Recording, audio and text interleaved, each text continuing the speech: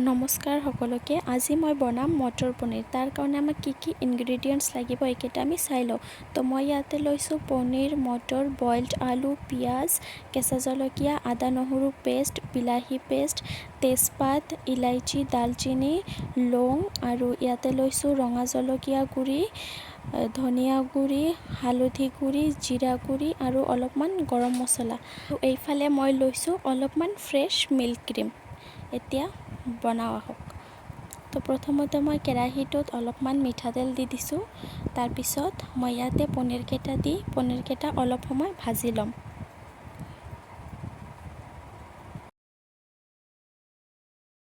পনীৰখিনি 2-4 minute ভাজাৰ পিছত মই এতিয়া পনীৰকেইটা বাটি এটাত উঠাই থৈ দিলোঁ তাৰপিছত এইটো কেৰাহীতে মই দি দিলোঁ এই গোটা মছলাকেইটা আৰু ইয়াতে দিলোঁ আদা নহৰুৰ পেষ্ট তাৰপিছত মই ইয়াতে পিঁয়াজ দি দিলোঁ পিঁয়াজখিনি অলপ সময় ভাজি ল'ম আৰু ইয়াতে মই অলপমান নিমখ দিম পিঁয়াজটো সোনকালে সিজিবৰ কাৰণে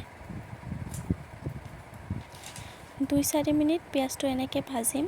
তাৰপিছত মই ইয়াতে দি দিলোঁ কেইটামান কেঁচা জলকীয়া আৰু লগতে এটা টমেটো পিউৰি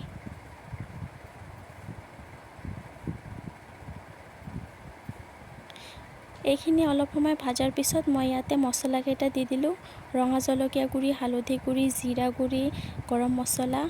এইকেইটা মই দি দিলোঁ আৰু অলপ সময় মছলাকেইটা এনেকৈ চামুচেদি লৰাই থাকিলোঁ তেল উঠি যোৱাৰ পিছত মই ইয়াতে দি দিলোঁ মটৰকেইটা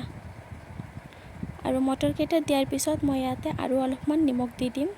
কাৰণ প্ৰথমতে মই অলপ নিমখ দিছিলোঁ সেইকাৰণে এতিয়া মই আকৌ অলপমান দি দিলোঁ এতিয়া ইয়াতে 1 গ্লাছমান মই পানী দি দিলোঁ এতিয়া ঢাকনটো মাৰি দিম 10-15 মিনিট পিছত মই ঢাকনটো উঠাই চালোঁ আৰু চামুচেদি এনেকৈ লৰাই দিম তাৰপিছত মই ইয়াতে দি দিলোঁ বইলড আলুখিনি আৰু লগতে মই পনীৰখিনিও দি দিলোঁ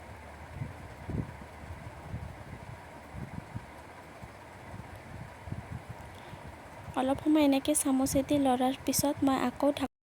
মাৰি দিলোঁ তাৰপিছত আকৌ মই 10-15 মিনিট পিছত ঢাকনটো উঠাই চালোঁ আৰু তেজপাতটো মই উঠাই পেলাই দিলোঁ আৰু এটা মটৰ